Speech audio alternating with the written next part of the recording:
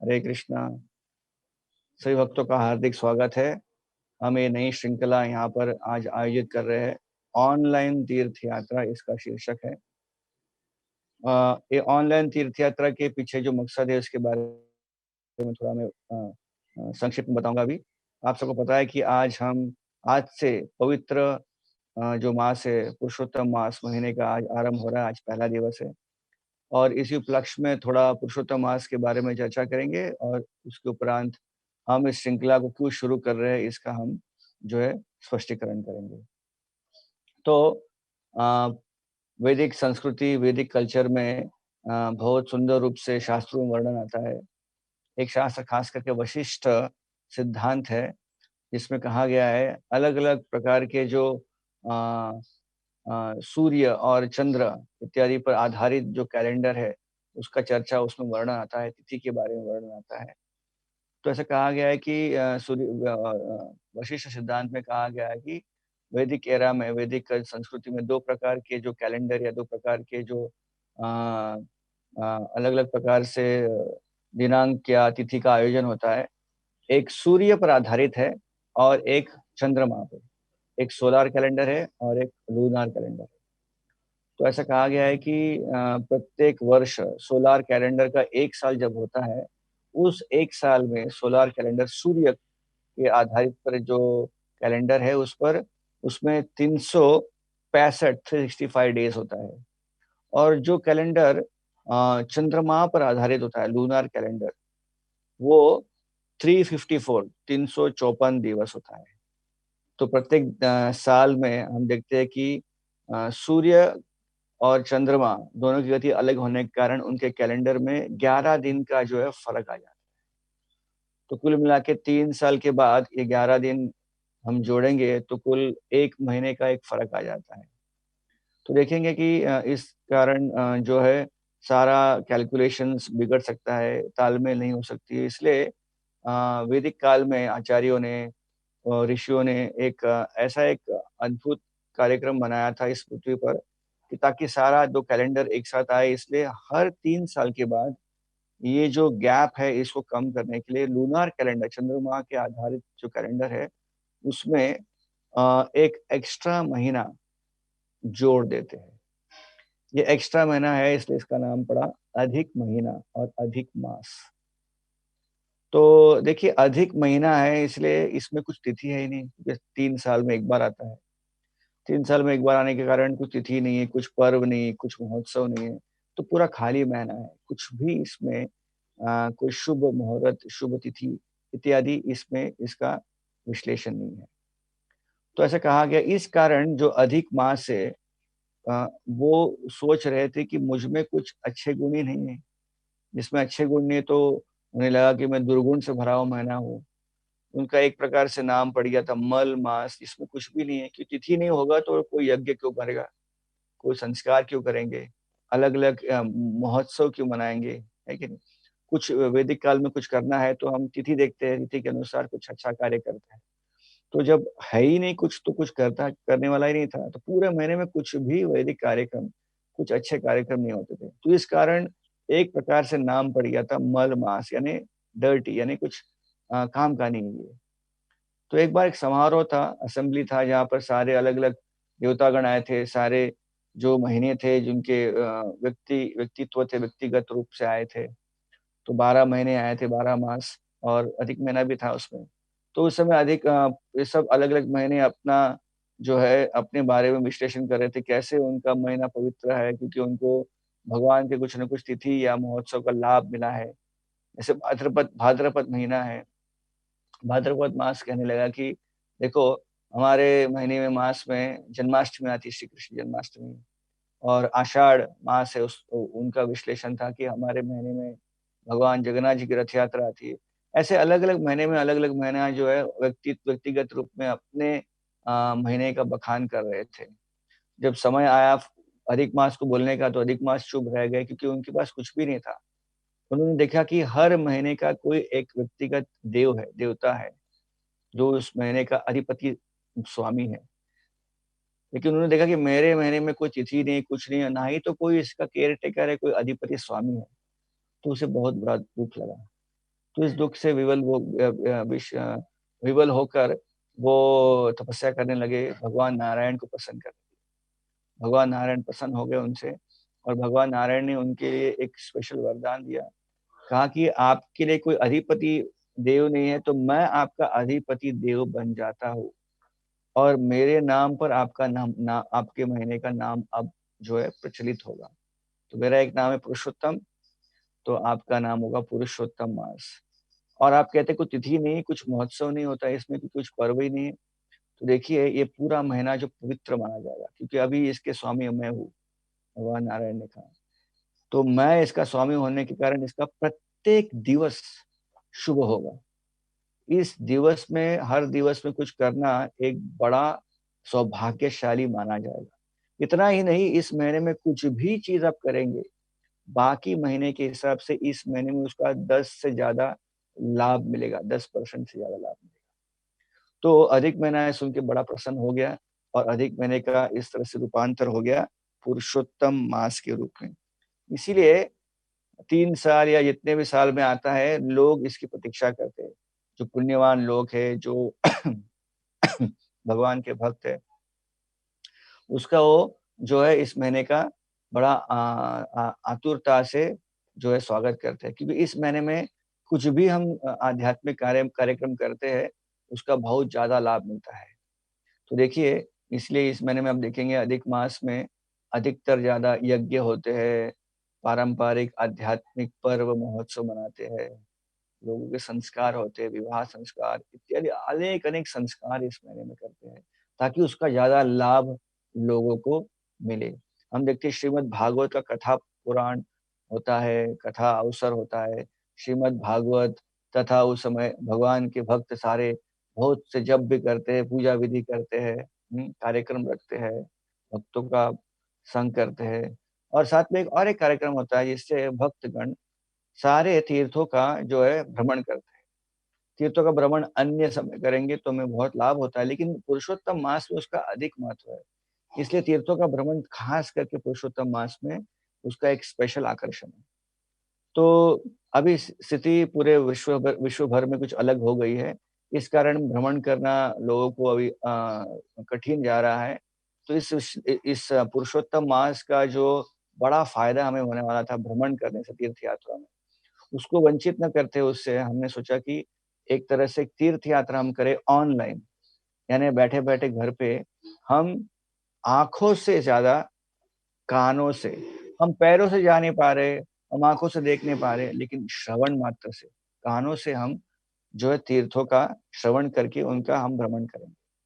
तो ये भी एक विधि विधान है, अपने शास्त्रों में लिखा है, इसका एक मौलिक सिद्धांत है कि श्रवण द्वारा भी हम जो है मन के द्वारा, श्रवण से हम मानसिक रूप से हम तीर्थों का भ्रमण करते हैं। तो आइए इस श्रृंखला को हम शुरुआत करते हैं। प्रत्येक दिवस हम कोशिश कर रहे हैं यहाँ पर इस्कॉन चौपाटी के भक्त कि ये आयोजन ऐसा हो कि हर दिवस एक अलग तीर्थों में हम जाए, उसका श्रवण करें और मानसिक रूप से उस तीर्थों का हम भ्रमण करें। हरे कृष्णा। तो ये कहकर मुझे आयोजकों ने कहा कि आज सबसे पहला प्रथम दिवस है, और आज हमारी चर्चा और हमारा भ्रमण होगा एक सुंदर तीर्थ क्षेत्र जो दक्षिण भारत में आता है, जिसका नाम है अहोबिलम। आपने काफी नाम सुना होगा, प्रचलित स्थान है। तो अहोबिलम क्षेत्र के बारे में ये वर्णन आता है। आप देखते होंगे अहोबिलम के बारे में यहाँ पर सुंदर चित्र दिया है। अहोबिलम जो है ये भारत देश में, दक्षिण भारत में, आंध्र प्रदेश स्टेट में, राज्य में, कर्नूल जिला, कर्नूल करके जिला है, इस पर इसमें एक स्थित है अहोबिलम। काफी प्रचलित है उस भाग में, और अभी भी काफी डिवोटीज, काफी भक्त बाहर बाहर बहुत जगह से आते हैं, देश विदेश से यहाँ पर दर्शन करते हैं। चेन्नई हैदराबाद से काफी दूरी पे है, लेकिन सबसे पास का एयरपोर्ट चेन्नई, तिरुपति और अ, अ, हैदराबाद है। और रेलवे स्टेशन में कडप्पा, ये काफी पास में है। तो हम देखते हैं कि सुंदर रूप से यहाँ पर वर्णन किया गया है कि अहोबिलम ये क्षेत्र जो है, ये किस लिए फ़ेमस है, किस लिए प्रचलित है?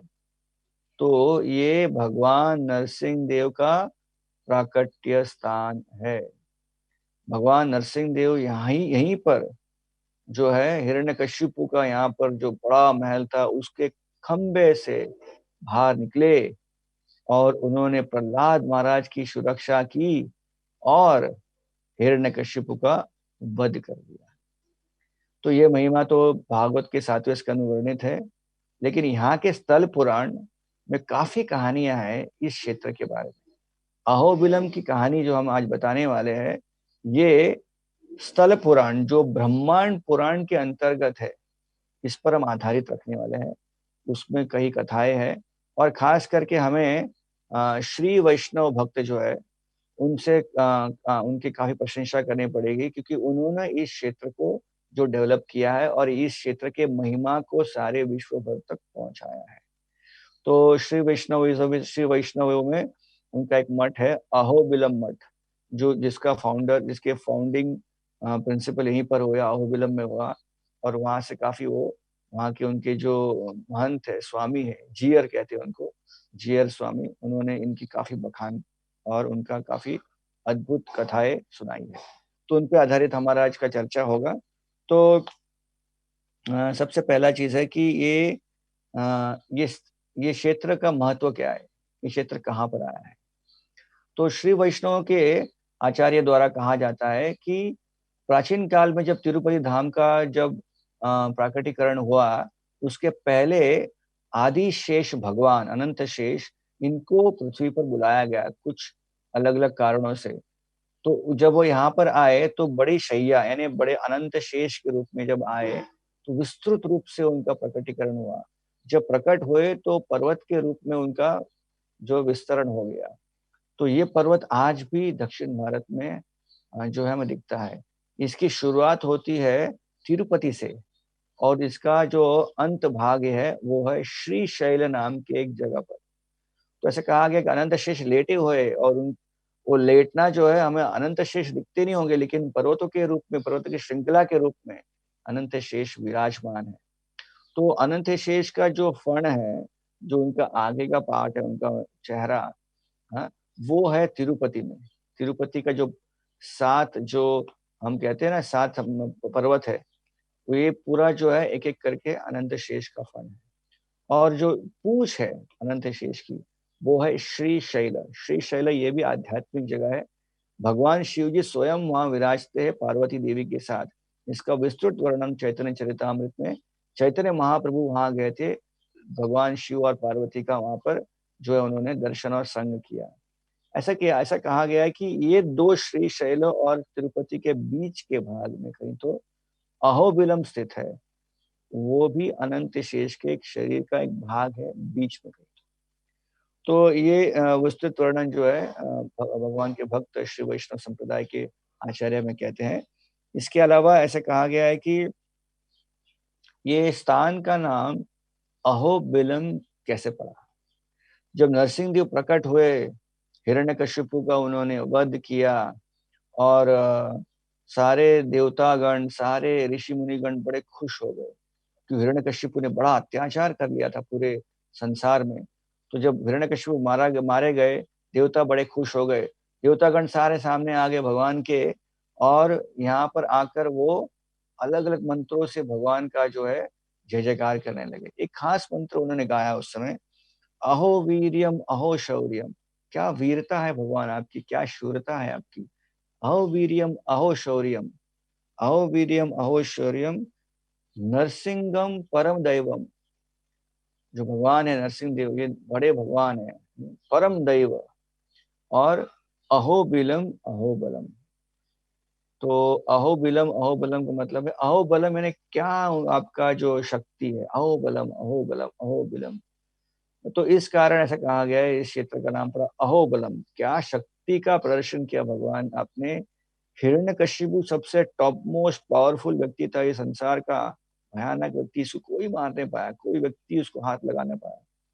उसको आपने बड़ी सरलता से जो है उसको परास्त करके उसका वध कर दिया। इसलिए अहोबलम, क्या आपका बल है भगवान। तो अहोबलम इससे नाम पड़ा। साधु ऋषि मुनिगण भी आए, वो एक अलग अलग पर्वत श्रृंखला जो वहां पर है उसमें एक पर्वत पर खड़े रह के उन्होंने भी जय घोष किया, भगवान का जो है वेदों में वर्णित सारे मंत्र गाए। क्योंकि वेदों में वर्णित मंत्र उन्होंने गाए, उस पर्वत जहाँ पे वो खड़े थे, उस पर्वत पे, उस पर्वत का नाम पड़ा वेदाचल। तो अहोबिलम में अलग अलग पर्वत श्रृंखला है, जो सारी अनंत शेष का शरीर है, उसमें भी अलग अलग पर्वत का छोटा छोटा अलग नाम। तो ऐसे कहा गया है कि ये जो विवरण है कि नरसिंह जो प्रकट होने वाले हैं, ये अनादिकाल पहले गरुड़ जी को इसका जो है भान पड़ गया था। तो पता चल गया कि आगे चल के फ्यूचर में, भविष्य में भगवान नरसिंह देव आने वाले। तो गरुड़ जी तो भगवान के जो है वो वाहन है। तो उनकी बड़ी इच्छा हुई, उत्कंठा हुई कि मुझे अभी दर्शन लेना है, मुझे वेट नहीं करना है इतने दिन तक। तो ऐसा कहा गया है कि गरुड़ जी इस स्थान पर आए जहां पर भगवान आगे प्रकट होने वाले थे। ये कहीं भगवान के प्रकट होने के काफी युगों पहले की बात है। तो गरुड़ जी यहाँ पर पहुंचे और यहाँ तपस्या करने लगे ताकि वो भगवान का दर्शन कर पाए। तपस्या करते करते जिस पर्वत पर बैठ के तपस्या कर रहे थे, उस पर्वत का आज नाम पड़ा है गरुड़ाचल, क्योंकि गरुड़ जी उस पर बैठे थे और तपस्या। तो आकाशवाणी हुई, भगवान की ध्वनि आई, कहा कि गरुड़ जी को कि आप इस पर्वत के श्रृंखला में एक बड़ा गुफा है, केव, उसमें जाइए, आपको दर्शन मिलेगा। तो वो जब वहां गए तो वहां भगवान नरसिंह देव प्रकट हुए, उनको दर्शन दिए। क्योंकि नरसिंह देव वहां प्रकट हुए एक गुफा के अंदर। तो गुफा का नाम, गुफा को कहते हैं हिंदी में बिल। तो इसलिए यहाँ का नाम अहोबल जो है, अहोबलम या अहोबिलम भी कहते हैं। बिल यानी ऐसा बड़ा विशाल गुफा जिसमें भगवान नरसिंह देव का पहला दर्शन गरुड़ जी को हुआ। तो अहोबलम कहते हैं, अहोबिलम कहते हैं, दोनों क्षेत्र का एक ही नाम है। तो ऐसा कहा गया है कि भगवान नरसिंह देव यहाँ जब प्रकट हुए थे, इसके पहले भी और एक अच्छी एक कहानी हुई थी। वो सृष्टि के प्रारंभ में ऐसा हुआ था कि ब्रह्मा जी को जब वेदों का संग्रह मिला भगवान नारायण के द्वारा, उस समय एक वहां पर असुर आ गए जिसका नाम था सोमक। वो सोमक असुर आ गए और उन्होंने क्या किया, उन्होंने ब्रह्मा जी से सारे वेद चुरा लिए। ब्रह्मा जी हताश हो गए, वेदों के बिना कैसे वो संसार का रचना करेंगे, विसर्ग करेंगे। इस कारण वो हताश होकर इस स्थान पर आए। और जो वेदाचल पर्वत हमने कहा था, जहाँ साधु ऋषि मुनिगण आके नरसिंह देव का जय जयकार किए, उस पर्वत पर बैठे हो और तपस्या करने लगे। उस तपस्या के फल में भगवान आए, उन्होंने सुमक का वध कर दिया, सारे वेदों को उससे लेकर ब्रह्मा जी को यहाँ पर आके अर्पण कर दिया। क्योंकि वेदों को यहाँ अर्पण किया गया ब्रह्मा जी को, इसलिए उस पर्वत का नाम जो वेदाचल था, इसका और एक यहाँ पर अलग एक कहानी है जिससे कहा गया है कि इससे भी इस पर्वत का नाम आदिकाल में वेदाचल पर्वत पड़ा।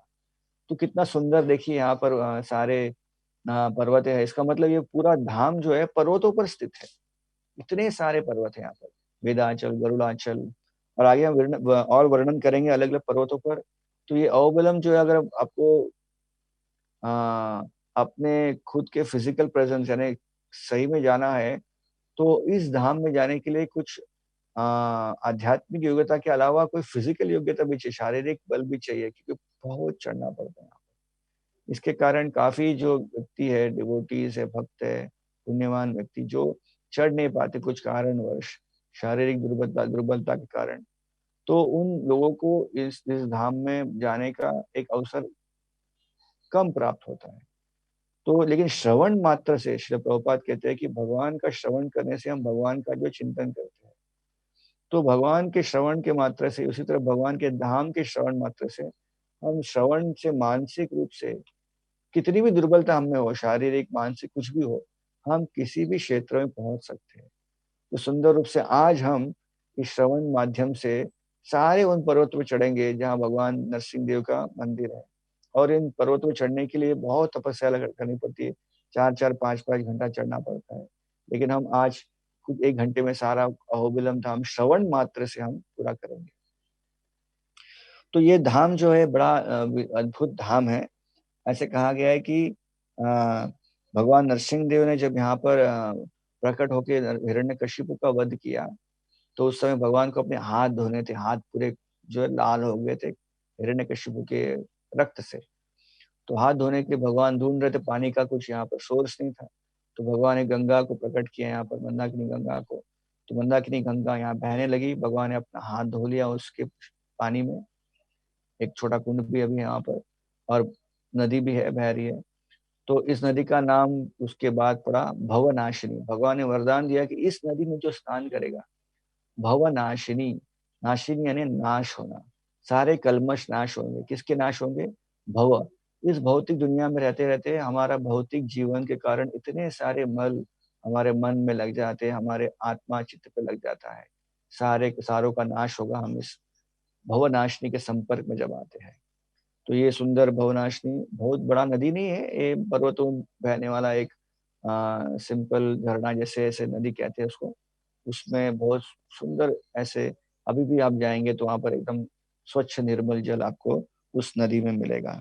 इस स्थान में काफी काफी भक्त आए हैं, काफी काफी भगवान के अनेक अवतार भी आए हैं। प्रभु रामचंद्र जी अपने वनवास में जब सीता देवी का जब अपहरण हुआ, तो लक्ष्मण के साथ जब सीता को ढूंढ रहे थे, ऐसे कहा गया है ब्रह्मांड पुराण में, इस स्थान पर आए और उन्हें पता चला कि यहाँ नरसिंह देव का प्रकटीकरण हुआ है, नरसिंह देव यहाँ विराजमान है। तो यहाँ पर उन्होंने नरसिंह देव की पूजा अर्चना की, तो भगवान राम आए। भगवान राम के पहले यहाँ परशुराम जी भी आए। यहाँ पर एक स्थान भी है जहाँ परशुराम जी ने तपस्या की, इसका वर्णन हम आगे करेंगे। तो परशुराम जी यहाँ पर आए।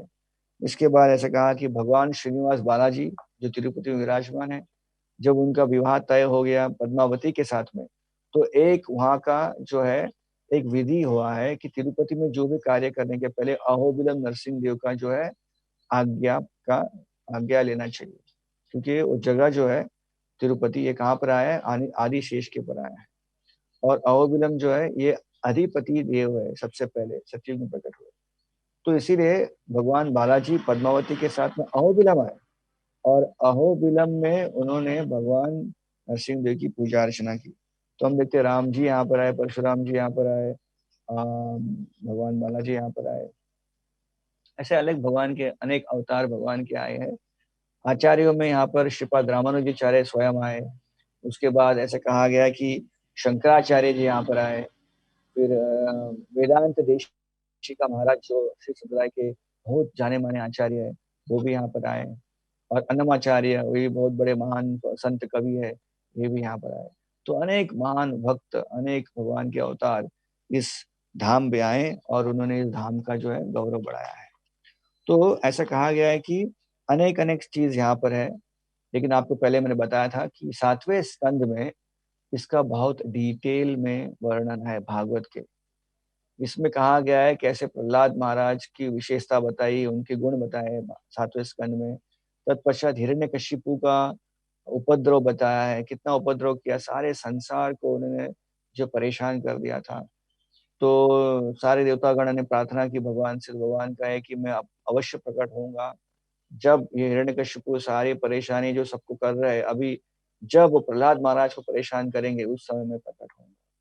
तो प्रहलाद उनको पैदा हुआ, एक संत भक्त, एक असुर कुल परिवार में संत भक्त पैदा हुए प्रहलाद महाराज। तो प्रहलाद महाराज के प्रति उनका अपराध होने लगा और उन्होंने प्रहलाद महाराज को का वध मारने के लिए बहुत प्रयत्न किया। तो भगवान को सहाना गया और भगवान नरसिंह देव के रूप में आए।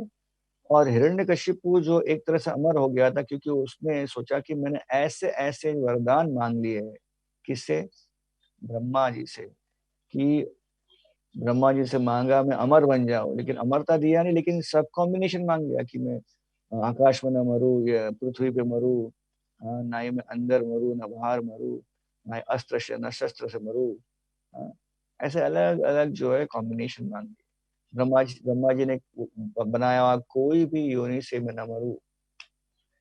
तो उसे लगा कि अभी तो मैं अमर बन गया।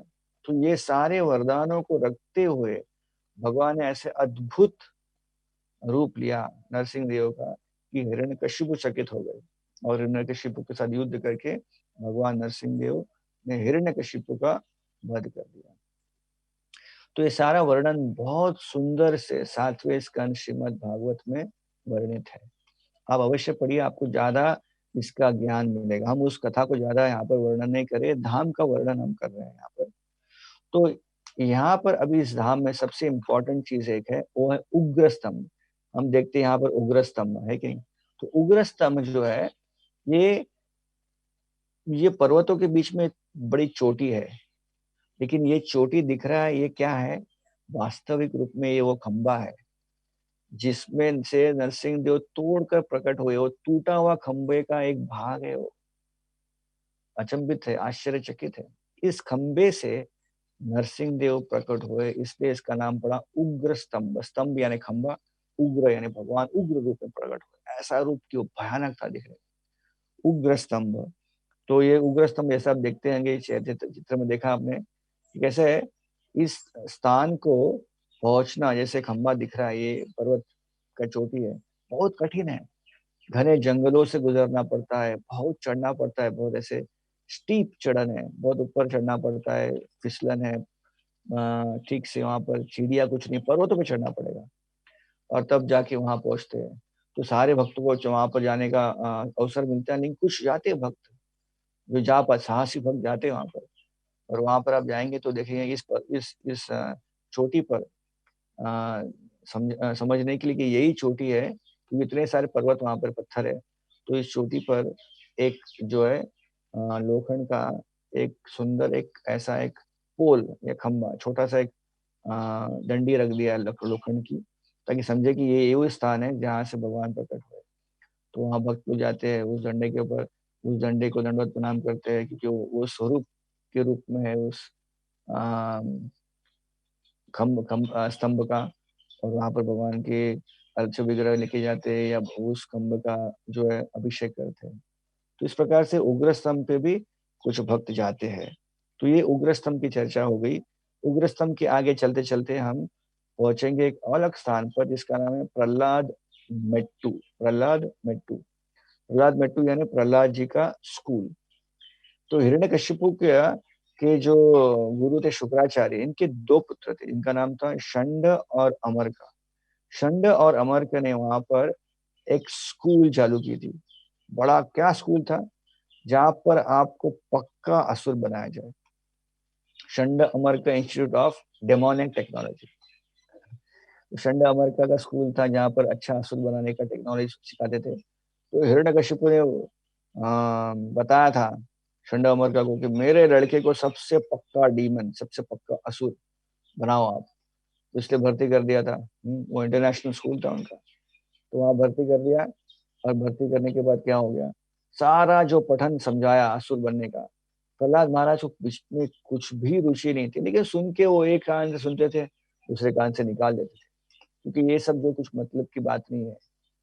तो उसके प्रहलाद महाराज क्यों गए शाला में, क्योंकि उनके पिताजी ने जाने बोला उनको, इसलिए गए।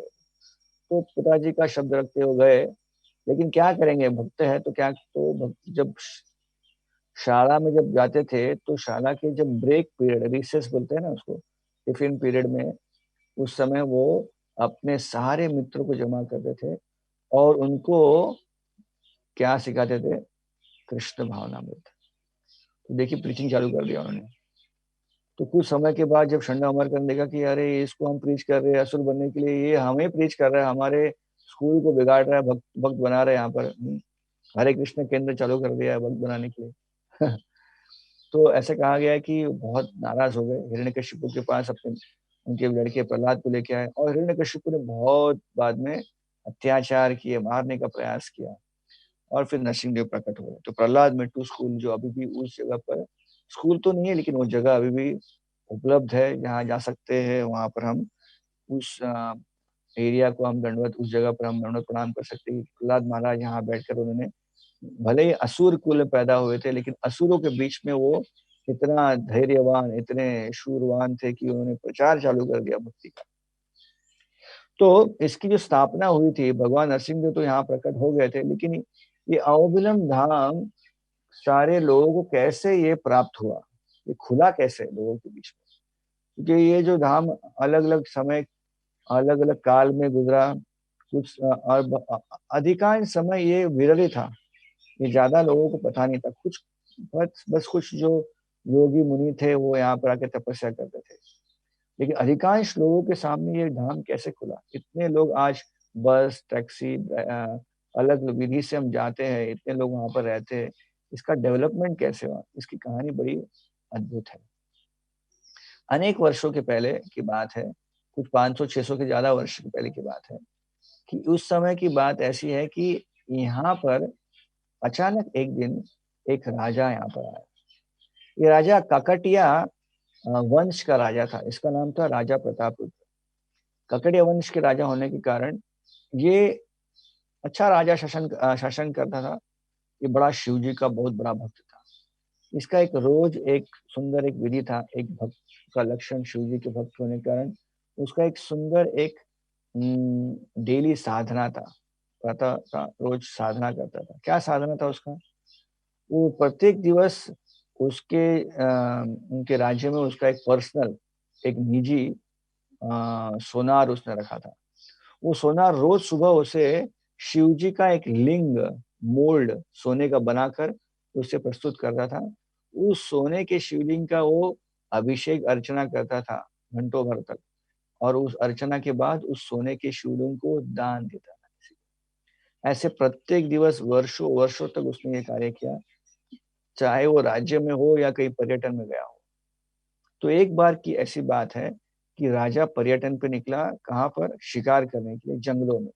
ये भी राजा का कार्य है शिकार करना, ताकि वन्य जीवन जो है समृद्ध हो। ज़्यादा खूंखार प्राणी या कोई एक वन का प्राणी ज़्यादा हो गया तो राजा का कर्तव्य था कि वन में भी सारे प्राणी, खूंखार या शाकाहारी प्राणी शांति से रहें, सबको जगह मिले। ज़्यादा प्राणी होने के बाद क्या होता था कि वन से बाहर प्राणी निकलते थे और साधारण व्यक्ति लोगों को परेशान करते थे। तो राजा का कर्तव्य था कि वो वन में जाके वो भी ठीक से वो पॉपुलेशन कंट्रोल करे। तो वो गए पर्वत जंगलों में, घूमते-घूमते उनके अकेले नहीं गए, साथ में उनके मिनिस्टर्स, उनके फॉलोवर्स भी थे और अपने सोनार को भी लेके गए साथ में। तो घूमते-घूमते ऐसा करते-करते फिर उन्होंने एक जगह अपना पड़ाव डाला, जो अहोबिलम क्षेत्र था। उनको पता नहीं अहोबिलम क्षेत्र है। उन्होंने पड़ाव डाला वहाँ पर। अगले दिन सुबह उठे, स्नान-वान किया भवनाश्री में। फिर कहा अपने सोनार को, चलो शिवलिंग बनाइए। तो सोनार ने जो उनके पास सोना था उसको मोल्ड में डाल के बनाने गए, तो शिवलिंग के बदले में नरसिंह देव का रूप प्रकट हो रहा था। नरसिंह देव प्रकट हो रहे थे। तो बड़े अचंभित हो गए सोनार की, अरे मैं शिवलिंग रोज बनाता हूँ, बनाने जा रहा हूँ मोल्ड में डाला तो बाहर निकला तो नरसिंह देव। तो समझ में नहीं आया उनको क्या चल रहा है फिर। तो आश्चर्य हो गए, अचंभित हो गए। तो ऐसा कहा गया है कि 3-4 बार प्रयत्न किया, उसी को फिर से उन्होंने मेल्ट कर दिया, पिघल दिया, फिर से मोल्ड बनाया, फिर से नरसिंह देव।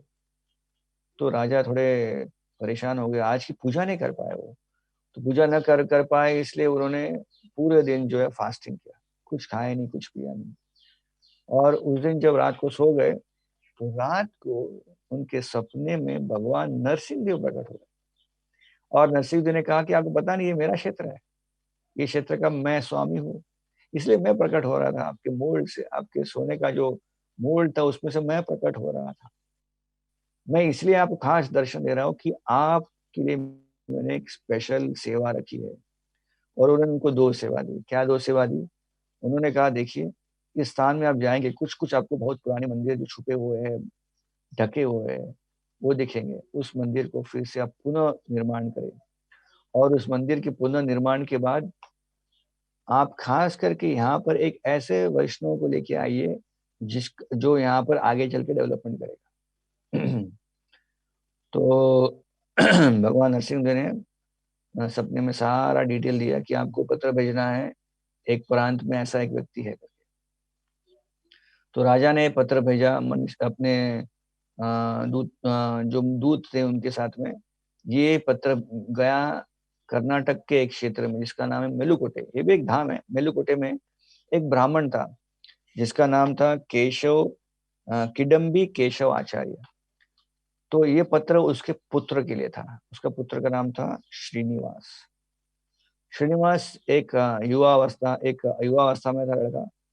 तो श्रीनिवास का काफ़ी जो है जय-जयकार जो है ऑलरेडी बहुत सारा लोगों को पता था। ये श्रीनिवास बचपन से ही भगवान के अच्छे भक्त थे और छोटी उम्र में सारे शास्त्रों का अध्ययन उन्होंने कर लिया था। उनका इतना निचोड़ था शास्त्रों पर कि कृष्णदेव राय जो राजा थे, विजयनगर क्षेत्र के, उस राजा को भी पता था कि रामानुजाचार्य के जो फिलॉसफी है, तत्व है, इसको जानने में निपुणता इस छोटे से बच्चे के पास है, वो है श्रीनिवास। तो श्रीनिवास के पास पत्र गया। उस पत्र में राजा ने कहा कि आपको नरसिंह ने इस क्षेत्र बुलाया, यहाँ पर आपको निवास करना है। तो भगवान का ये प्लान जानकर दोनों माता पिता ने बड़े गंभीर हृदय से अपने बेटे को भेज दिया अहोबिलम। बेटा अहोबिलम आ गया श्रीनिवास, और उनने जो सोने का जो भगवान नरसिंह देव का विग्रह है छोटा, वो उनको मिल गया और कहा कि आप इसकी सेवा कीजिए। तो उनकी सेवा करने लगे। और इसके बाद परंपरा में भी ये सेवा चल रही है आज भी। तो ये नरसिंह देव का जो विग्रह है, इसकी सेवा कर रहे थे। जो वहाँ के अलग अलग नरसिंह देव मंदिर जो धीरे धीरे स्थापना हुई, उसकी सेवा करने लगे। ऐसा करके वो युवा अवस्था से वो जो आगे बढ़े, जवान हुए। तो ऐसे कहा गया है कि उस समय उनको एक दिन उस क्षेत्र में अचानक एक अकस्मात एक योगी वहां प्रकट हो गए, और योगी आके वहां पर रहने लगे। और अचानक एक दिन इस योगी ने कहा उनको कि मैं चाहता हूँ कि मैं आपको संन्यास दूं, संन्यास के बिना प्रचार नहीं कर पाए। तो ये योगी ने फिर श्रीनिवास जी को संन्यास दिया। ये योगी कौन थे? ये योगी साक्षात भगवान नरसिंह देव थे। नरसिंह देव योगी के रूप में आए, उन्होंने श्रीनिवास को संन्यास दिया, उनको नरसिंह मंत्र दिया गाने के लिए, बोलने के लिए, संन्यास मंत्र। और उसके पश्चात उनको एक सुंदर नाम दिया है। प्राचीन काल में वैदिक संस्कृति में स्वामी को, सन्यासी को यति भी कहते हैं। तो उनका नाम पड़ा सत गोप यति, सत गोप यति। तो उनको भगवान ने आदेश दिया कि आप एक संप्रदाय या एक मठ का यहाँ से शुरुआत कीजिए।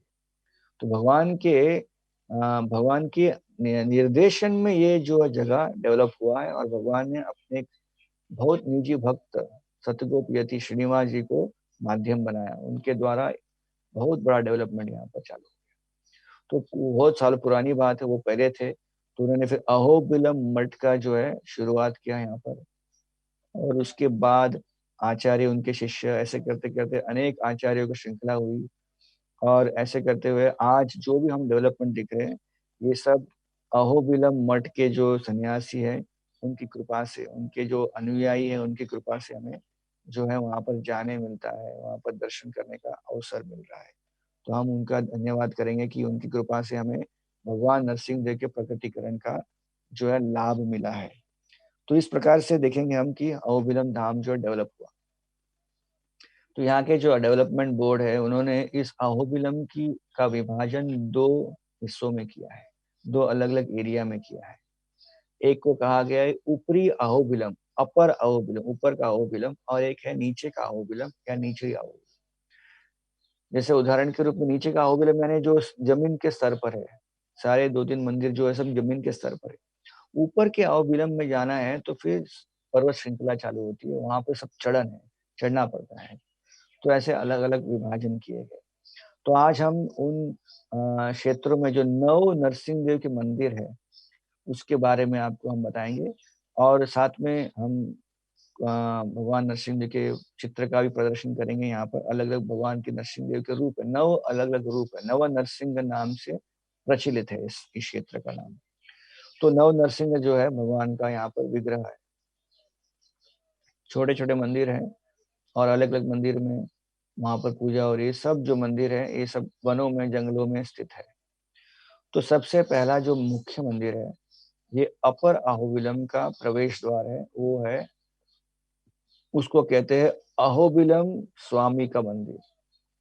ये जो मंदिर है भगवान नरसिंह देव का अहोबिलम स्वामी, ऐसे कहा गया है कि ये मंदिर, ये भगवान जो है, ये भगवान स्वयंभू है, खुद प्रकट हुए।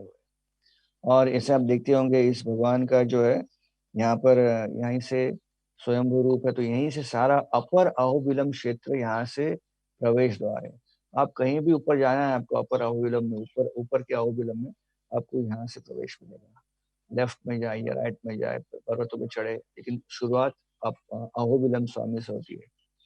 तो इसके बगल में ही भवनाशिनी बह रही है, इसके आगे ही सब उग्र स्तंभ है, और प्रहलाद मट्टू यहीं पर आपको यहीं से निकलना पड़ेगा जाने के लिए। तो ये अपर अहोबिलम के जो मेन प्रमुख है अहोबिलम स्वामी मंदिर। दूसरा स्थान हम आपको लेके जा रहे हैं आज, वो है लोअर अहोबिलम, निचले अहोबिलम में है। तो उसमें दूसरा मंदिर हम जा रहे हैं, वो है भार्गव नरसिंह मंदिर। भार्गव नरसिंह मंदिर, तो भार्गव नरसिंह मंदिर का विशेषता ऐसा है कि जैसा मैं पहले कहा था कि परशुराम जी यहाँ पर आए थे। तो परशुराम जी यहाँ पर आए, इस क्षेत्र में आकर नरसिंह देव की उन्होंने अर्चना की, और यहाँ पर उन्होंने नरसिंह देव पर ध्यान किया।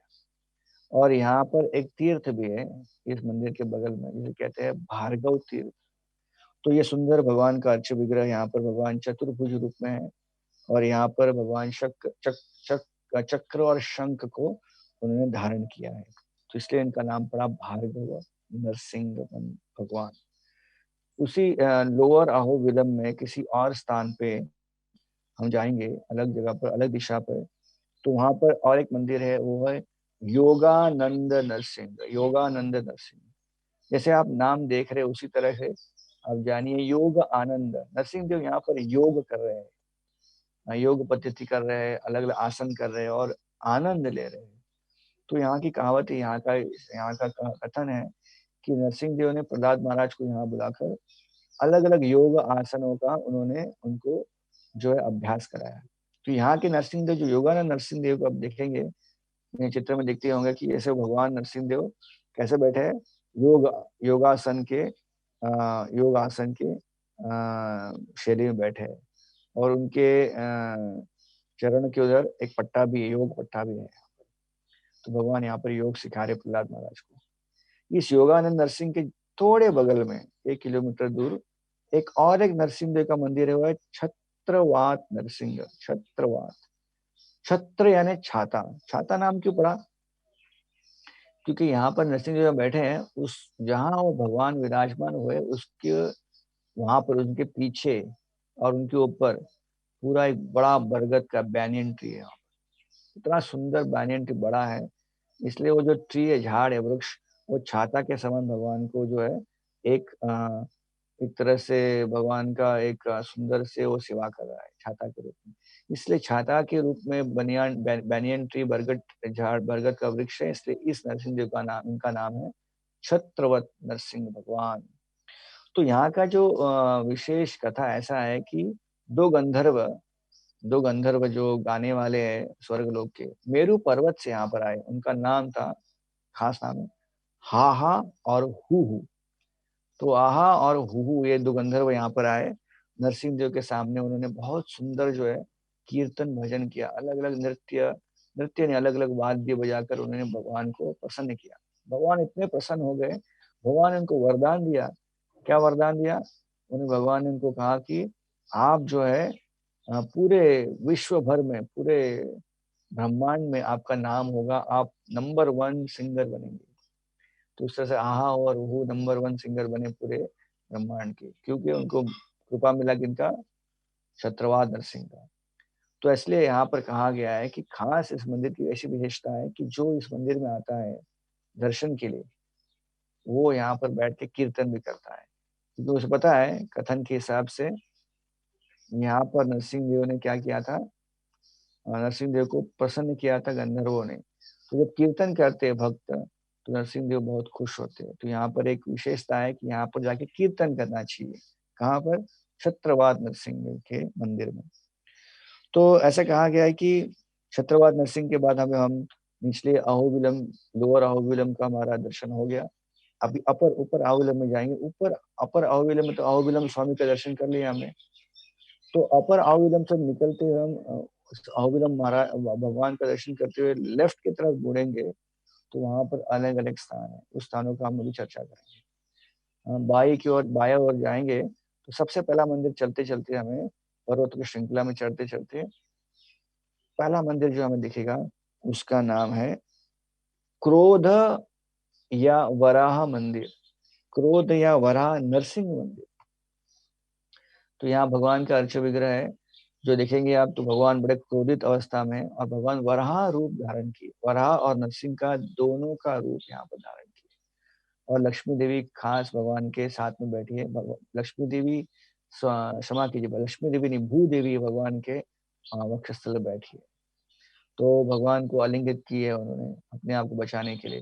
तो ये सुंदर अर्च विग्रह छोटा सा मंदिर है और बराबर ये भवनाशिनी के जो है तट पर स्थापित है ये मंदिर।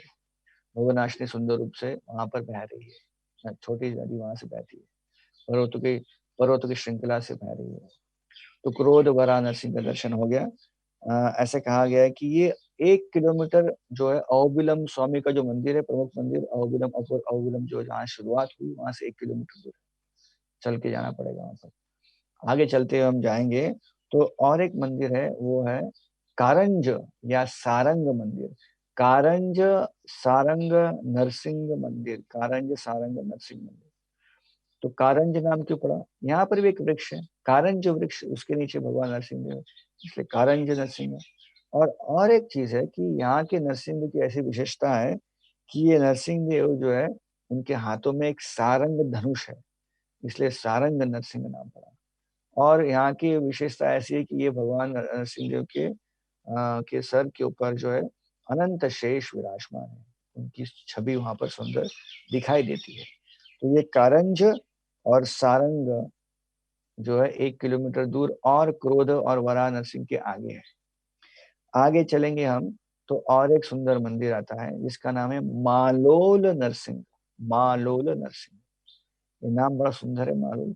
यहाँ के नरसिंह देव बड़े शांत हैं। क्यों शांत है? तो सब काम हो गया है, सब कुछ हो गया है, अब बैठे हैं, लोगों को दर्शन दे रहे हैं। लक्ष्मी देवी भी आ गई, अपने भगवान के साथ में बैठी है। तो लक्ष्मी देवी अभी आई है, लक्ष्मी देवी खुश है कि भगवान का उनको संग मिल रहा है, भगवान का क्रोध पूरा शांत हो गया, शांत रूप से बैठे हैं।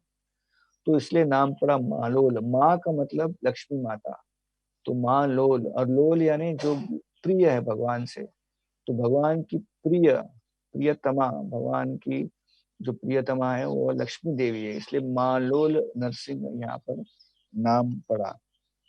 तो भगवान यहाँ पर सुखासन मुद्रा में बैठे, बड़े सुख से एक आसन ग्रहण किए कि शांति से बैठे यहाँ पर। ये जो है 2 किलोमीटर दूर और आगे चल के आपको जाना पड़ेगा, तब ये मालोल नरसिंह आपको इसका दर्शन मिलेगा। आगे चलते हुए घने जंगलों से बहुत ऊंचे सीढ़ियां चढ़कर फिर से हम ऐसे कठिन स्थान पे आते हैं जो बहुत कठिन स्थान है। नीचे खाई, ऊपर बड़ा पर्वत शिखर है, कुछ चलने का रास्ता ठीक से नहीं है। और वहां पर है ज्वाला नरसिंह। ज्वाला नरसिंह भगवान की जय। हाँ, ये यही स्थान है जहां पर नरसिंह देव ने हिरण्यकशिपु का वध कर दिया, ज्वाला नरसिंह। तो ये कहा गया कि ये जो है इस स्थान पर हिरण्यकशिपु के जो पैलेस, महल का द्वार था, इस पर बैठ के नरसिंह देव ने हिरण्यकशिपु का शरीर को फाड़ कर उसका वध कर दिया था। तो ये ज्वाला नरसिंह जो है ये 4 किलोमीटर बड़ी ऊंची चढ़ाई पर जाकर हमें इसका दर्शन होता है।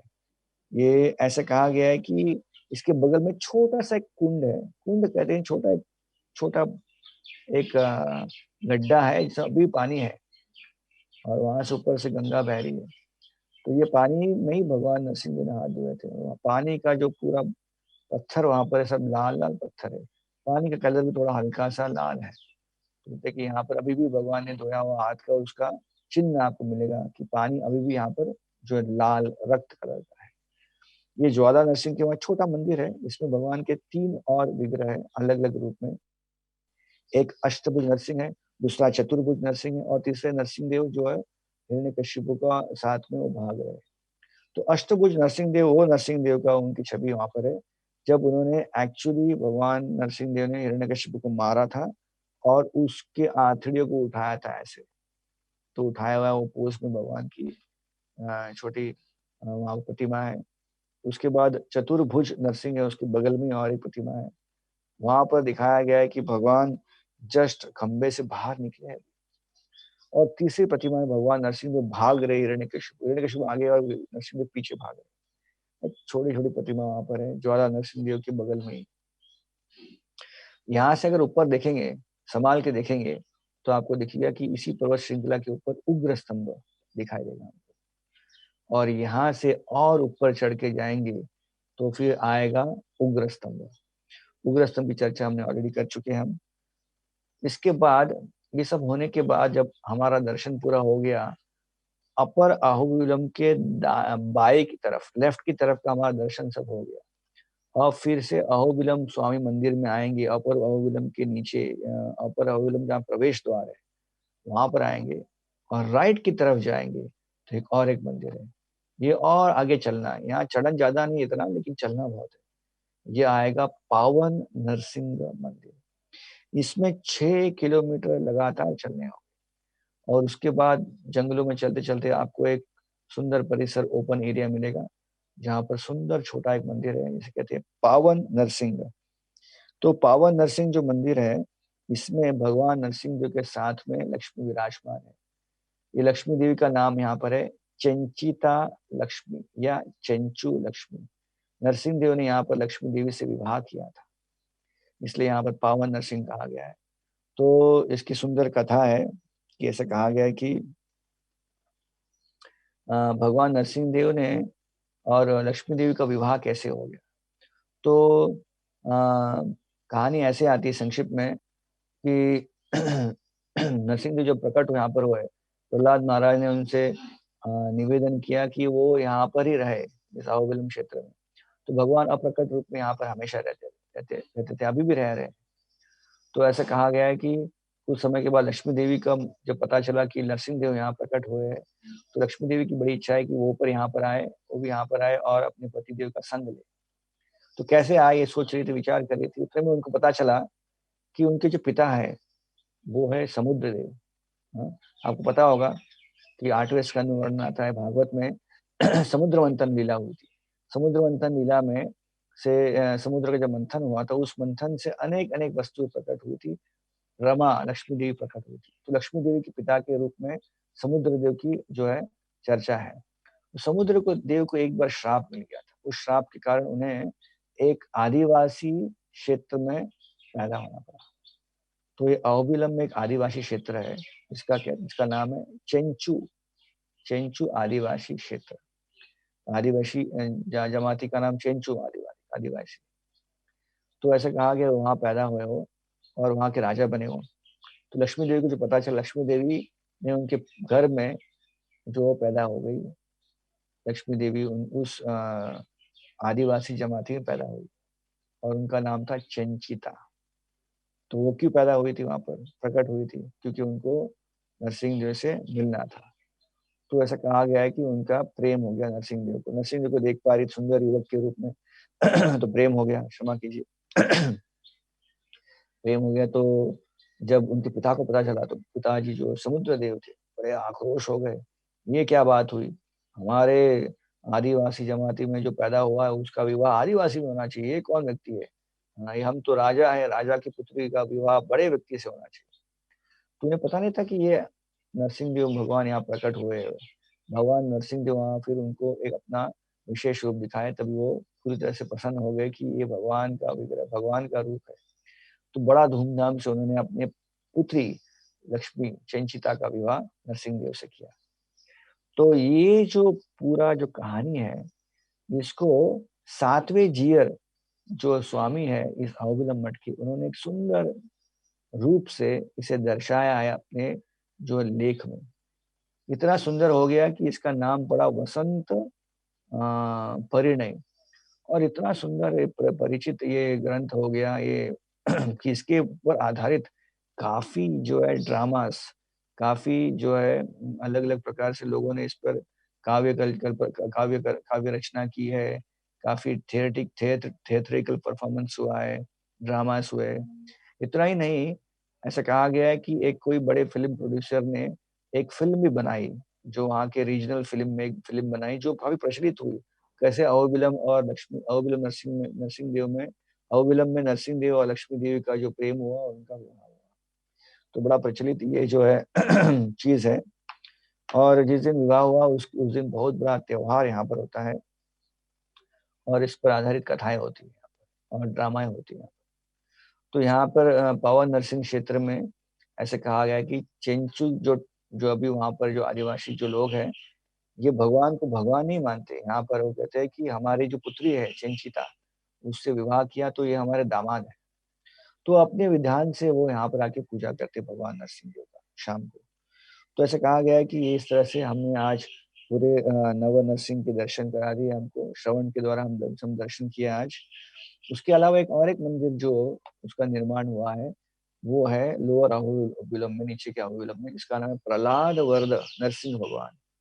तो सब जगह जो मंदिर है, नरसिंह देव के मंदिर सब छोटे-छोटे मंदिर है, विरल स्थान पर है, लेकिन एक बड़ा मंदिर भी होना चाहिए विख्यात सबके लिए, सब प्रकार के पर्व यहाँ सेलिब्रेट होना चाहिए, इसलिए बहुत बड़ा विशाल अहोबिलम मठ के महंतों ने यहाँ मंदिर बांधा है, जो है प्रहलाद वर्धन। तो सुंदर बड़ा मंदिर है प्रहलाद वर्धन नरसिंह मंदिर। प्रहलाद वर्धन नरसिंह मंदिर में भगवान का सुंदर बड़ा गोपुरम वाला मंदिर है, विशाल स्ट्रक्चर है, भगवान के अर्च विग्रह वहाँ पर है। और जो जो बाकी जो ये ऊपर के जो क्षेत्र में नरसिंह देव भगवान का मंदिर है, जैसे ज्वाला, पावन, अहोबिलम स्वामी मंदिर, इनके सारे अर्च विग्रह के उत्सव मूर्ति जो है इस मंदिर में रखे गए हैं, प्रहलाद वर्धन नरसिंह मंदिर में। यहाँ पर सुंदर रूप से, नियमित रूप से सुबह से शाम तक अर्चकों द्वारा अच्छा पूजा अर्चना होता है, सारे त्योहार मनाए जाते हैं, क्योंकि यहाँ पर फैसिलिटी है, बड़ा जगह है। तो प्रहलाद वर्धन नरसिंह मंदिर, ये बड़ा मंदिर अहोबिलम में देखने लायक है।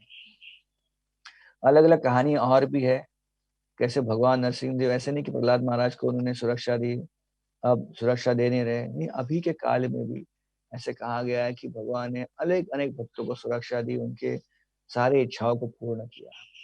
तो अहोबिलम मठ के परंपरा में 33वें जो स्वामी थे, उनकी कथा आती है कि एक बार वो अहोबिलम से निकलकर वो जा रहे थे मैसूर मैसूर में। मैसूर जब जा रहे थे, तो उस समय उनकी कहानी आती है कि जब वो निकले यहाँ से जंगलों में से, तो एक समय एक जगह पर एक नहर के सामने वो रुक गए, ताकि वो सोचे कि अपनी भगवान की पूजा अर्चना करे। तो नरसिंह देव को भगवान को लेके बाहर आए और उन्हें पूजा अर्चना शुरुआत की कि उतने में डाकुओं के समूह ने उन पर जो है प्रत्यंचा चढ़ा दी, पूरा वहां को घेर लिया और उनको कहा कि आप लोग स्वामी लोग हैं, हमको मारेंगे नहीं, लेकिन आपका सारा धन, जो भी आपका ऐश्वर्य है, सब दे दो हमें। तो जो जीयर महाराज थे, उन्होंने देखा उनको, डाकुओं को कहा कि मैं अभी पूजा अर्चना आरंभ कर दिया है, थोड़ा काल आप वेट कर लीजिए, परीक्षा कर लीजिए, तब तक मैं पूजा होने के बाद सब कुछ आपको दे दूंगा मैं। तो डाकू सब जो है वेट करने लगे। यहाँ पर वो महाराज जी ने अपनी अर्चना चालू की। सबसे पहले उन्होंने सुंदर एक भोग बनाया, शक्कर पोंगल करके, जो गुड़ और चावल से बनाया भोग बनाया और भगवान को अर्पण किया। उसके बाद भगवान की सुंदर मंगल आरती की यहाँ पर। तो मंगल आरती करते करते पहली मंगल आरती की, दूसरी मंगल आरती की, तीसरी मंगल आरती जैसे उन्होंने की, सारे डाकू घबरा गए और भाग के आके उनका शरण लिए। तो उन्होंने कहा कि क्यों आप मेरी शरण ले रहे हो? तुमने कहा हम जहां भी देख रहे हैं, हमें सिर्फ सब जगह बड़े बड़े खूंखार शेर दिख रहे जो हमें बस निगलने आए हैं, तो इन शेरों से हमें बचाइए। तो जीयर स्वामी ने आरती की पूरी और बाद में सारे शेर चले गए। तो इस तरह से ये डाकू जो है सारे, उनका उनका जो है भाव परिवर्तन हो गया और उन्होंने उन जीयर स्वामी का बहुत सेवा किया और उस जंगल से जाने का उनको एक राह दिखलाया। तो ये कहानी यहाँ पर नरसिंह देव आए, उन्होंने अपने भक्तों की सुरक्षा की। उसी तरह से कहा गया है आ, कि विजयनगर संप्रदाय में आगे चल के एक बड़े महान राजा बने, जिनका नाम था सालुगो नरसिंह। तो सालू नरसिंह का जो विजयनगर के बड़े राजा थे, धार्मिक राजा, उन्होंने बहुत बड़ा कार्य किया, धर्म की सुरक्षा की। इनका पैदाइशी कनेक्शन भी अहोबिलम से है। उनके जो पिता थे, बड़े राजा थे, वो और उनकी पत्नी अहोबिलम में आके वहाँ भेंट दिए वो, क्योंकि उनको कोई पुत्र नहीं था। उनको राजा का बड़ा इच्छा था कि पुत्र हो जो आगे राजा बने, राजा राज्य चलाए, तो नहीं कर पाए वो। तो इसलिए वो यहाँ पर आए और उन्हें मनौती मांगी कि भगवान हमें अगर एक पुत्र मिले तो वो आगे चल के राजा बनेगा, धार्मिक कार्य करेगा। तो भगवान ने आशीर्वाद दिया और कहा कि आपको यहाँ एक आगे चल के पुत्र होगा, जो बड़ा वीर होगा, शूरवीर होगा और धार्मिक होगा। तो जब उनको पुत्र हुआ तो उन्होंने उस पुत्र का नाम नरसिंह देव को रखा, सालवू नरसिंह महाराजा। तो महाराज का कनेक्शन भी इस नाम से है। 1500 सत्तानवे 1597 1597 की बात है कि उस समय मुगलों का राज्य था आसपास। गोलकोंडा के एक बड़े राजा थे जिनका नाम था इब्राहिम अली कुतुब शाह। इब्राहिम अली कुतुब शाह ये बड़े जो है बड़े दयनीय राजा थे। बहुत लोगों को कष्ट देते थे। उनका काम था लोगों को कष्ट देके सारा उनसे जो चीजों को हड़प लेना। तो भोगी राजा थे काफी। तो उन्होंने अपने जो लोगों को भेज दिया, कहाँ भेज दिया उन्होंने? उन्होंने अपने लोगों को भेज दिया, जाओ आप अहोबिलम पे प्रत्यंचा करो, उन पे चढ़ाई करो, सारा जो है उनसे माल उठा के लेके आओ। तो उनकी सेना आई अहोबिलम पे, उन्होंने अटैक किया, वहां के मंदिरों का सारा चीज उठाकर जो उनको दिख रहा था कीमती सब उठा के लेके आ गए। उसमें से एक चीज लेके आए वो नरसिंह देव का भगवान का विग्रह। तो विग्रह को लेके आए और सारे लूट किया वो जो सामान है वो इब्राहिम अली के सामने रख दिया। तो वो देख रहे थे, निरीक्षण कर रहे क्या क्या है, और बीच में नरसिंह देव का भगवान का विग्रह वो देख रहे थे। देखते देखते वो स्तंभ हो गए, बोलना बंद कर दिए। अचानक उनमें कुछ चेंज हो गया, परिवर्तन हो गया। सारे लोग परेशान हो गए। ऐसा लग रहा था कि राजा राजा में परिवर्तन हो गया, कुछ तो शायद बीमार हो गए। उनको उनके कमरे में लेके लाया गया, फिर भी वो स्तंभ रहे, कुछ बोल नहीं रहे थे। और रात को अचानक खून का जो उन्होंने उल्टी करके वो मर गए। सारे जो प्रजा और राजा के जो सहचर थे वो परेशान हो गए, क्या हो गया अचानक राजा को। उसके बाद और एक राजा को उन्होंने बिठाया गया वहां पर। कुछ समय के बाद वो राजा भी जो है मर गया। ऐसे करके दो तीन जो राजा वहां बने गए इमीडिएटली, एक के बाद मरते गए। तो सारे लोगों ने फिर चर्चा की ये कैसे हो रहा है, ऐसा कैसे हो गया। तो बाद में उनको पता चला कि शायद इसका कारण तो नहीं कि अहोबिलम को हमने लूटा और वहाँ के सारे सामान को हम लेके आए। इसलिए ये कहने के बाद फिर वो अहोबिलम का सारा सामान लौटाया गया, नरसिंह देव को लौटाया गया। उसके बाद फिर इब्राहिम अली शाह के कोई लोगों ने किसी भी प्रकार से जो है अहोबिलम पर चढ़ाई करने का कभी साहस नहीं किया। तो ये कहानी भी आती है यहाँ के अधिकृत सोर्स जो जो अहोबिलम मठ की जो किताबें है उसमें लिखी है, कहानी बताई गई है। अंत में एक सुंदर कहानी आती है शंकराचार्य जी के बारे में। आदि शंकराचार्य जी यहाँ पर आए थे, उनके साथ में उनके शिष्य थे जिनका नाम था सुनंद। तो आदि शंकराचार्य जी यहाँ पर आए थे, इस जंगलों में घूम रहे थे। तो एक जगह बैठ गए अपना संध्या वंदन करने के लिए। उतने में वहां से एक बहुत विशाल दिखता हुआ एक शिकारी आ गया, जो आदिवासी शिकारी था, बहुत खुखार था दिखने में। तो वो आ गया और खुश हो गया, उसने अपना तलवार निकाल लिया, कहा कि मैं भैरव यज्ञ करता हूँ और भैरव यज्ञ के लिए मुझे एक नर बलि चाहिए। और वो नर बलि या तो कोई सम्राट राजा होना चाहिए या कोई एक सन्यासी राजा होना चाहिए, सन्यासी यति होना चाहिए। तो आपको देख के मेरा आज जो है पूरा विधि पूरा हो जाएगा, मैं भैरव यज्ञ करूंगा आपको मारकर। शंकराचार्य उनको देख के कहने लगे कोई बात नहीं, मेरा शरीर तो भगवान के सेवा में, भैरव जी की सेवा में उपयोग हो गया तो मुझे कोई बात नहीं, मैं ये संध्या वंदन कर लेता हूँ, तब तक राह देखिए आप। तो संध्या वंदन कर रहे थे बिल्कुल निष्किंचन होकर, बिल्कुल कुछ इच्छा नहीं थी उनको। लेकिन उनके जो शिष्य थे सुनंदन जी, सुनंद को बहुत बड़ा दुख हो गया कि ऐसा कैसे हो सकता है कि इतने बड़े आचार्य शंकराचार्य के ऐसे मृत्यु हो जाए। तो बहुत गंभीरता से सुनंद नरसिंह देव को प्रार्थना करने लगे। इतनी गंभीरता से प्रार्थना की कि नरसिंह देव सामने प्रकट हुए और उन्होंने उस शिकारी का जो है वध कर दिया। नरसिंह देव को देखकर सुनंद बड़े प्रसन्न हो गए। शंकराचार्य जी को दर्शन मिला। शंकराचार्य ने बहुत सुंदर जो है अलग अलग स्तोत्र गाए नरसिंह देव के यश में, यश और गुणगान के लिए। आज भी वो स्तोत्र बड़े फेमस है, नरसिंह करावलंब स्तोत्रम इत्यादि जो गाए भगवान नरसिंह देव पर, वो आदि शंकराचार्य ने यहीं पर जो है कंपोज किए थे इस लीला के बाद। तो ये सुनंद कौन था? ये सुनंद जो था ये शंकराचार्य का शिष्य हुआ, लेकिन ये कहाँ से शिष्य हुआ? ऐसा कहा कि सुनंद का जन्म भी अहोबिलम क्षेत्र में हुआ। वहां पर एक ब्राह्मण थे जो बहुत सीधे साधे सरल ब्राह्मण थे। उनकी बड़ी इच्छा थी कि पुत्र की प्राप्ति हो। तो भगवान से बड़ी याचना की। भगवान नरसिंह देव ने कहा, उनके भगवान नरसिंह देव की कृपा से उनको पुत्र की प्राप्ति हुई। उन्होंने उस पुत्र का नाम रखा सुनंद। तो सुनंद छोटे बच्चा था, लेकिन बहुत प्रेम से नरसिंह देव की पूजा करता था। सुनंद एक बार सोए थे रात को, तो उसको रात को सपने में नरसिंह देव भगवान प्रकट हुए, कहा कि कल सुबह जाओ भवनाशिनी में स्नान करो। जब भवनाशिनी में आप स्नान करेंगे तो उस स्नान के दौरान आपको एक ब्राह्मण मिलेगा। वो ब्राह्मण व्यक्ति आपको एक कुछ तो पत्थर देगा, जादुई पर्वत पत्थर होगा। उस पर्वत को अगर आप मुंह में रखेंगे आपके, तो आप अदृश्य हो जाएंगे, दिखाई देंगे। उस अदृश्य रूप में आप अहोबिलम से निकलिए और काशी पहुंचिए। काशी में जाइए।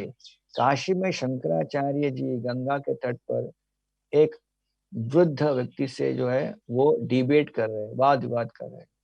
आप जाइए शंकराचार्य जी कान में जाके कहिए कि मुझे अहोबिलम नरसिंह देव ने यहाँ भेजा है आपको ये बोलने के लिए कि आप जिससे डिबेट कर रहे हैं, वाद विवाद कर रहे हैं, वो कोई साधारण व्यक्ति नहीं, वो वेद व्यास जी है, उनसे डिबेट मत कीजिए। इतना बोल दीजिए बस आप, शंकराचार्य आपसे बहुत प्रसन्न होंगे, आपको वो शिष्य बनाएंगे, आप उनके फेवरेट शिष्य बन जाएंगे इस कारण।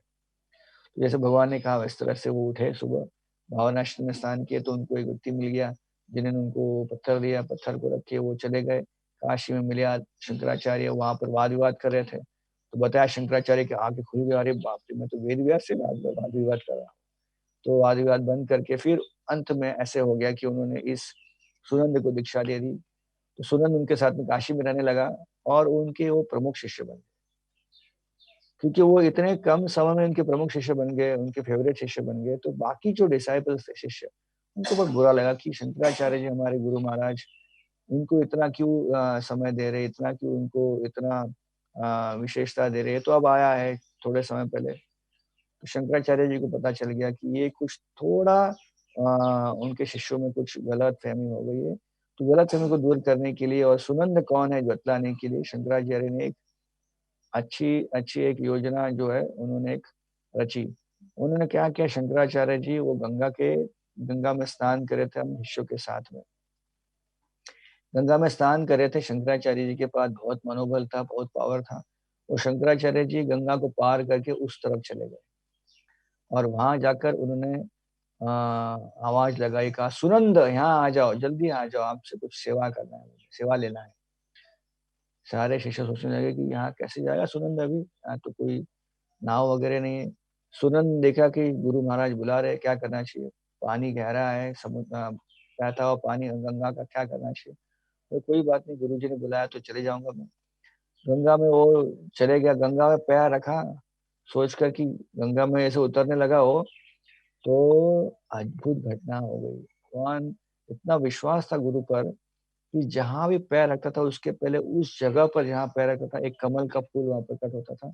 कमल के फूल की ओर पैर रखा तो बिल्कुल स्थायी रूप से वह कमल इतना स्थिर था कि उस पर खड़े हो गए वो। दूसरा पैर रखा और एक कमल का फूल, ऐसे करते करते वो पूरी नदी पार कर गए, कमल के फूल प्रकट होते गए, उस पार पैर रखते रखते नदी पार करते हुए शंकराचार्य जी के पास पहुंच गए। ये दृश्य देखने के बाद सारे शिष्यों को, अन्य शिष्यों को पता चल गया कि ये कोई शिष्य साधारण नहीं है, ये प्रमुख इसलिए है क्योंकि वो स्पेशल व्यक्ति है। गुरु की इतनी श्रद्धा है कि गुरु का श्रद्धा के ऊपर गंगा में ऐसा अद्भुत दृश्य देखने मिला। तो इस दृश्य के बाद सुनंद जी का नाम और एक नया नाम पड़ गया, वो है पाद पद्म, यानी जिसके पद्म के पाद के नीचे पद्म प्रकट हो गए, पाद पद्म। तो ये पाद पद्म की अनेक अनेक कहानियां अहोबिलम क्षेत्र में आपको सुनने मिलेंगी कि वहां वो रहे काफी समय तक और काफी उनके अलग अलग जो भगवान के साथ में लीला हुई। इस प्रकार से अलग अलग प्रकार के यहाँ भक्त हैं जिनकी भगवान नरसिंह देव के साथ में अलग अलग लीलाएं हुई। और इस तरह से ये अहोबिलम क्षेत्र की आज जितनी जानकारी हम हमारे पास थी, हमने सब आपको बताया सुनाया। और हम आशा करते हैं कि श्रवण के द्वारा हमें आज अहोबिलम क्षेत्र का जो है धाम दर्शन पूरा किया। आप सबको धन्यवाद। अहोबिलम धाम की जय, नरसिंह देव भगवान की जय।